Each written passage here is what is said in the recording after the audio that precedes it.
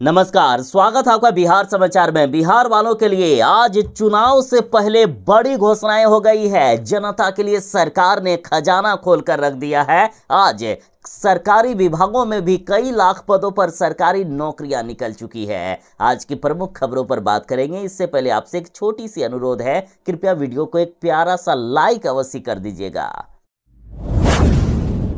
बिहार में बीपीएससी शिक्षकों के लिए है बड़ी खुशखबरी। 1,60,000 से भी अधिक पदों पर होगी बहाली। 10 अगस्त से पहले होगी परीक्षा। देखिए, बड़ी खुशखबरी है। बिहार के बेरोजगार युवाओं के लिए है बड़ा मौका। बिहार लोक सेवा आयोग यानी बीपीएससी के द्वारा शिक्षक बहाली के चौथे चरण के तहत अब बहाली होगी और इसी वर्ष 10 अगस्त से पहले परीक्षा पूरी कर ली जाएगी। साफ साफ कहा गया है कि 10 अगस्त से पहले सारी प्रक्रियाएं पूरी हो जाएगी। बहाली की सारी प्रक्रियाएं पूरी हो जाएगी, क्योंकि नीतीश सरकार ये चाह रही है कि जो अक्टूबर नवंबर में चुनाव होने वाले हैं उससे पहले शिक्षकों की बहाली कर दी जाए। साथ ही शिक्षा मंत्री सुनील कुमार जी ने बुधवार को हुई विभागीय बैठक में इसकी घोषणा भी कर दिए हैं। देखिए, शिक्षा बहाली के चौथे चरण में प्राथमिक से लेकर उच्च माध्यमिक स्तर के लगभग 1,60,000 से भी अधिक शिक्षकों की होगी नियुक्ति, जिसमें 40,000 कंप्यूटर शिक्षकों के पद भी शामिल हैं।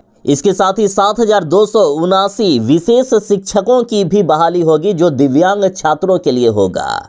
यानी दिव्यांग छात्रों की शैक्षणिक जरूरत को ध्यान में रखते हुए 7,279 स्पेशल शिक्षकों की भी बहाली की जाएगी। तो तैयार रहिएगा। शिक्षक बहाली का चौथा चरण के तहत अब काफी तेजी से प्रक्रिया पूरी होने वाली है। 10 अगस्त से पहले आपको नियुक्ति पत्र दे दिया जाएगा। बिहार विधानसभा चुनाव से पहले तेजस्वी यादव ने बड़ी घोषणाएं कर दी है। देखिए, यदि इंडिया गठबंधन की सरकार बन गई तो अब तक जो बिहार वालों को 5 किलो राशन फ्री में मिलता है, तो तेजस्वी यादव ने घोषणा की हमारी सरकार 10 किलो राशन फ्री में देगी। यानी बिहार वासियों को हर महीने 10 किलो अनाज फ्री में मिलेगा, डबल अनाज मिलेगा। इतना ही नहीं, तेजस्वी यादव की सरकार बनने पर माई बहन मान योजना के तहत बिहार की हरेक माताओं बहनों जिनकी उम्र 18 साल से लेकर 50 साल के बीच है, उनको हर महीने 2,500 रुपये मिलेगा। चाहे निःशक्त जन हो, दिव्यांग जन हो, विधवा पेंशन हो या वृद्धा पेंशन, जिस भी प्रकार का पेंशन है उसकी राशि 400 रुपये से बढ़ाकर 1,500 रुपये हर महीना कर दिया जाएगा। घरेलू उपभोक्ताओं को 200 यूनिट बिजली फ्री में मिलेगी। साथ ही बिहार में जितने भी नौकरियों का फॉर्म निकलता है, उसका नौकरी का जो फॉर्म का फीस लगता है, आवेदन शुल्क लगता है, उसे बिल्कुल फ्री कर दिया जाएगा। आने जाने का किराया भी सरकार देगी। साथ ही पूरे राज्य में 100% डोमिसाइल नीति लागू किया जाएगा। मतलब बिहार वालों की नौकरी सिर्फ बिहार वालों को मिलेगा। बिहार वालों को अब नौकरी की तलाश में दूसरे राज्य नहीं जाना होगा। तो वहीं किसानों का कर्ज भी माफ कर दिया जाएगा। बड़ी घोषणाएं तेजस्वी यादव ने कर दिए हैं। बिहार में शिक्षकों के अपॉइंटमेंट और ट्रांसफर पोस्टिंग का फाइनल डेट सामने आ गया है। शिक्षा विभाग ने ले लिया बड़ा फैसला। देखिए, बिहार विधानसभा चुनाव की घोषणा से पहले शिक्षा विभाग ने बड़ा फैसला लिया है। विभाग ने कहा है कि 10 अगस्त तक राज्य के शिक्षकों की नियुक्ति से लेकर सभी प्रकार के ट्रांसफर और पोस्टिंग का कार्य पूरा कर लिया जाएगा और इसी दौरान अनुकंपा के आधार पर 6,500 शिक्षकों की नियुक्ति की जाएगी। सेवा काल में मृत शिक्षकों के परिजनों को योग्यता के हिसाब से उसकी नियुक्ति की जाएगी, यानी उनको नौकरी दी जाएगी। इसके अलावा स्कूलों में 4th फेज के तहत शिक्षकों की नियुक्ति का काम किया जाएगा। यानी चौथे चरण के तहत 1,60,000 शिक्षकों की बहाली की जाएगी। इसके अलावा बिहार विद्यालय परीक्षा समिति के माध्यम से सक्षमता परीक्षा भी समय से आयोजित की जाएगी। यानी वैसे नियोजित शिक्षक जो अभी तक विशिष्ट शिक्षक नहीं बन पाए हैं, उनकी सक्षमता परीक्षा भी ली जाएगी। इसके अलावा शिक्षकों के ट्रांसफर और पोस्टिंग से संबंधित सारे मामले 10 अगस्त तक पूरे कर लिए जाएंगे। मतलब ये सारे काम जो आपको बताया गया वो सभी 10 अगस्त तक पूरे कर लिए जाएंगे। जब से तेजस्वी यादव और अब कांग्रेस पार्टी ने भी महिलाओं को 2,500 रुपये हर महीने देने के लिए माई बहन मान योजना की घोषणा कर दी है, तब से एनडीए की हालात खराब हो गई है। और अब नीतीश कुमार जी की पार्टी जदयू ने माई बहन मान योजना पर तंज कसते हुए कहा है कि महिलाओं को 2500 से अधिक राशि तो मुख्यमंत्री नीतीश कुमार जी दे रहे हैं। देखिए, मुख्यमंत्री नीतीश कुमार जी बिहार की महिलाओं को जन्म से ही पैसे देती है। जन्म होने पर 2000 रुपये लड़कियों को मिलता है, 1 साल की होने पर 1000 रुपये, फिर से 2 साल की उम्र होने पर 2000 रुपये, तो वहीं 10वीं या 12वीं कक्षा पास करने पर भी पैसे मिलते हैं। देखिए, लड़कियों को 10वीं पास करने पर 10,000 रुपये मिलते हैं और अब तो 12वीं पास करने पर 25,000 रुपया दिया जा रहा है। साथ ही ग्रेजुएशन पास करने पर अब 25,000 की जगह 50,000 रुपये करके दिए जा रहे हैं। इतना ही नहीं, बिहार में सभी सरकारी नौकरियों में महिलाओं को 35% का आरक्षण दिया जा रहा है।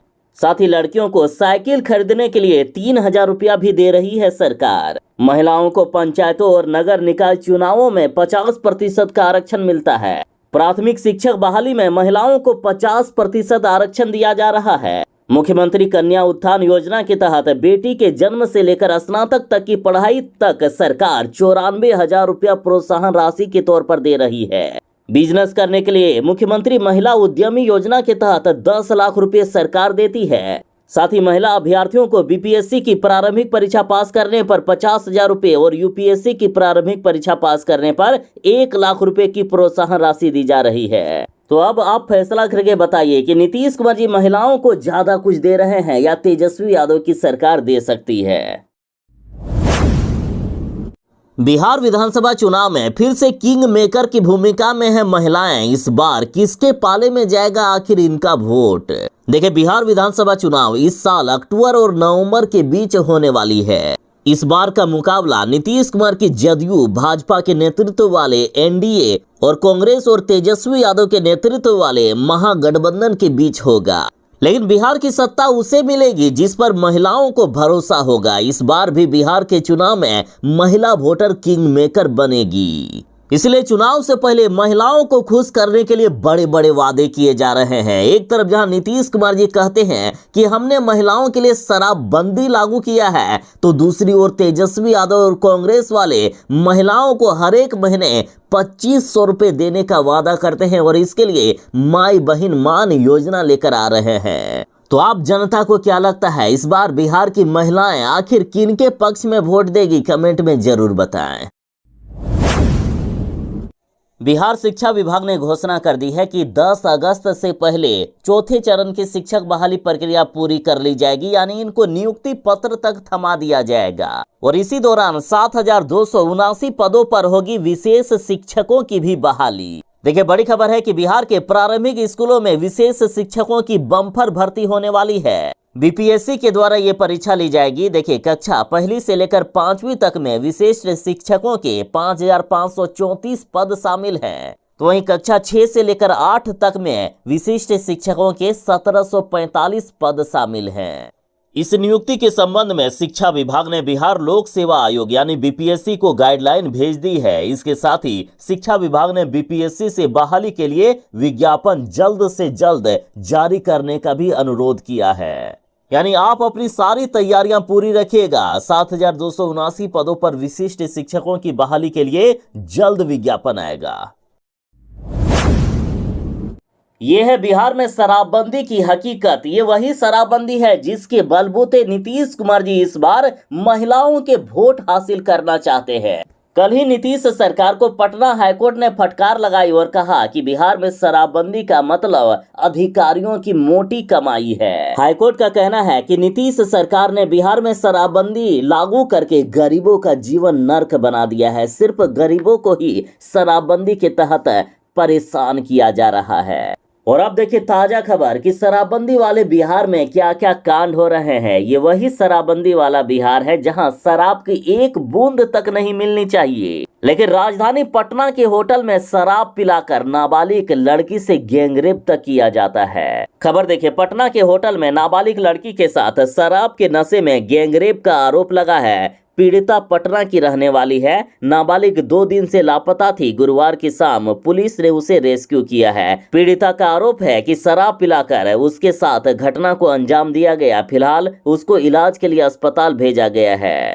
अब बताइए, नीतीश कुमार जी कहते हैं कि हमने माताओं बहनों के कहने पर बिहार में शराबबंदी लागू किया है। आज जहरीली शराब पीने से उन्हीं माताओं बहनों के कोक सूने हो रहे हैं, बहन का भाई मर रहा है। जहरीली शराब पीने से कई महिलाओं के मांग के सिंदूर उजड़ चुके हैं।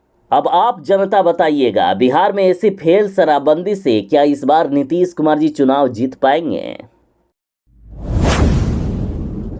बिहार का सबसे बड़ा रोजगार मेला लगने वाला है। इस मेले में 20 से ज्यादा कंपनी आकर सीधे नौकरी और रोजगार देने का काम करेगी। देखिए, श्रम संसाधन विभाग बिहार के द्वारा बेरोजगारी कम करने के लिए मुंगेर जिला में अब तक का सबसे बड़ा रोजगार मेला लगाने वाला है। ये मेला 26 मई को जमालपुर स्थित बिहार मिलिट्री पुलिस ग्राउंड में सुबह 10 बजे से लेकर शाम 4 बजे तक चलेगा। इस आयोजन को साल का सबसे बड़ा रोजगार मेला माना जा रहा है। रोजगार मेले में भाग लेने के लिए युवाओं को नेशनल करियर सर्विस यानी NCS पोर्टल पर रजिस्ट्रेशन करना होगा, जो कि है www.ncs.gov.in। और जिन उम्मीदवारों ने पहले रजिस्ट्रेशन कर लिया है तो कोई बात नहीं, और यदि कोई नहीं कर पाते हैं तो सीधा रोजगार मेले स्थल पर भी ऑन द स्पॉट रजिस्ट्रेशन हो जाएगा। रोजगार मेले में किसी भी प्रकार का कोई भी शुल्क नहीं लिया जाएगा। वैसे अभ्यर्थी जो स्नातक पास हैं या फिर इंटर पास हैं, उनको भी रोजगार मेले में बड़े पद मिल सकते हैं। देखिए, इस रोजगार मेले में 20 से भी ज्यादा बड़ी कंपनियां आ रही है, जैसे Delhivery, LIC, Swiggy, L&T, Bharat Finance, वज्रवक्र, Quess, Vardhman Textile, Fusion Micro Finance, Welspun, Blinkit और टेक्नोग्राउंड प्राइवेट लिमिटेड। इन कंपनियों के स्टॉल पर उम्मीदवार सीधे इंटरव्यू देकर डायरेक्ट बहाली ले सकते हैं। साथ ही जिला नियोजन पदाधिकारी राणा अमितेश ने कहा है कि सरकार के द्वारा विभिन्न विभागों के स्टॉल भी लगाए जाएंगे। एक तरफ जहां पटना की सड़कों पर पोस्टर लगाए जाते हैं कि इस बार बिहार का मुख्यमंत्री चिराग पासवान होगा, तो दूसरी ओर चिराग पासवान जी ये ऐलान कर रहे हैं कि बिहार मुझे पुकार रहा है, अगर पार्टी कहेगी तो मैं लड़ूंगा बिहार विधानसभा चुनाव। देखिए, बिहार विधानसभा चुनाव को लेकर केंद्रीय मंत्री चिराग पासवान ने कहा है कि बिहार मुझे पुकार रहा है, बिहार मेरी हमेशा से प्राथमिकता रही है, अगर पार्टी कहेगी तो मैं विधानसभा चुनाव लड़ना चाहूंगा। मेरा ये तीसरा कार्यकाल है बतौर सांसद, लेकिन अब लगता है कि मुझे बिहार में ही रहकर काम करना चाहिए। मेरा सपना है कि बिहारी युवाओं को अपना प्रदेश छोड़कर बाहर ना जाना पड़े। मेरी पार्टी और मैंने ये इच्छा जताई है कि मैं बिहार विधानसभा चुनाव लड़ना चाहता हूं। आगे चिराग पासवान ने कहा कि अभी सर्वे चल रहा है कि अगर मैं चुनाव लड़ता हूं तो स्ट्राइक रेट क्या होगा। अगर पार्टी को लगेगा कि मेरा चुनाव लड़ने से गठबंधन को फायदा होगा तो मैं जरूर चुनाव लड़ूंगा।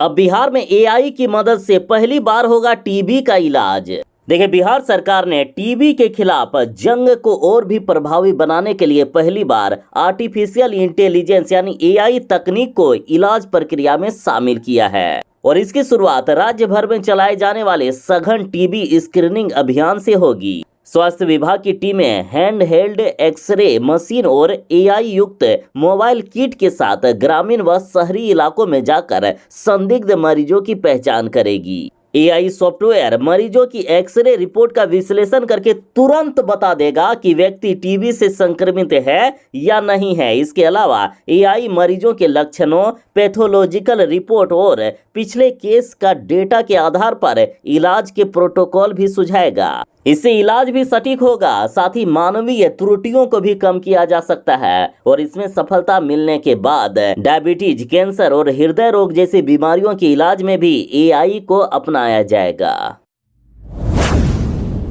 जरा कंफ्यूजन दूर कर लीजिए, गया जिले का नहीं बल्कि शहर का नाम बदलकर गया जी रखा गया है। देखिए, नीतीश कैबिनेट से गया का नाम गया जी होने के बाद लोगों में एक गलत फहमी हो गई थी कि गया जिले का नाम अब गया जी कर दिया गया है, लेकिन सच तो ये है कि गया जिले का नहीं बदला गया है नाम, सिर्फ गया शहर का नाम बदलकर गया जी हुआ है। देखिए, बिहार के गया जिले का मुख्यालय गया शहर की पहचान अब गया जी के नाम से होगी।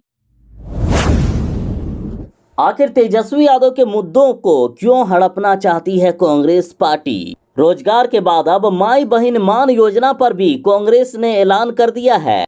बिहार विधानसभा चुनाव बस होने ही वाला है और अभी तक महागठबंधन में मुख्यमंत्री का चेहरा कौन होगा ये पता नहीं चल पाया है। हालांकि तेजस्वी यादव का चांस है, लेकिन अभी तक महागठबंधन की तरफ से ये क्लियर नहीं किया गया है। तेजस्वी यादव जो वादे कर रहे हैं, कांग्रेस पार्टी भी उन्हीं वादों को दोहरा रही है। रोजगार के मुद्दे को अपनाने के बाद अब कांग्रेस पार्टी ने कह दिया कि हमारी कांग्रेस पार्टी भी माई बहन मान योजना के तहत 2500 रुपये हर महीने महिलाओं को देने का काम करेगी। कांग्रेस पार्टी एक कदम आगे बढ़कर ऐलान कर रहे हैं। एक तरफ जहां तेजस्वी यादव कह रहे हैं कि हमारी यदि सरकार बनेगी तो शराबबंदी कानून से ताड़ी को अलग किया जाएगा, तो दूसरी ओर कांग्रेस पार्टी ये कह रही है कि हमारी सरकार बनेगी तो शराबबंदी को हम हमेशा हमेशा के लिए खत्म कर देंगे। बिहार में ठेके पर मिलेगा शराब। अभी जैसा हाल है, बिहार में दो ही पार्टियां जनता के भरोसों को जीत पाई है। एक हो गया राष्ट्रीय जनता दल, दूसरा हो गया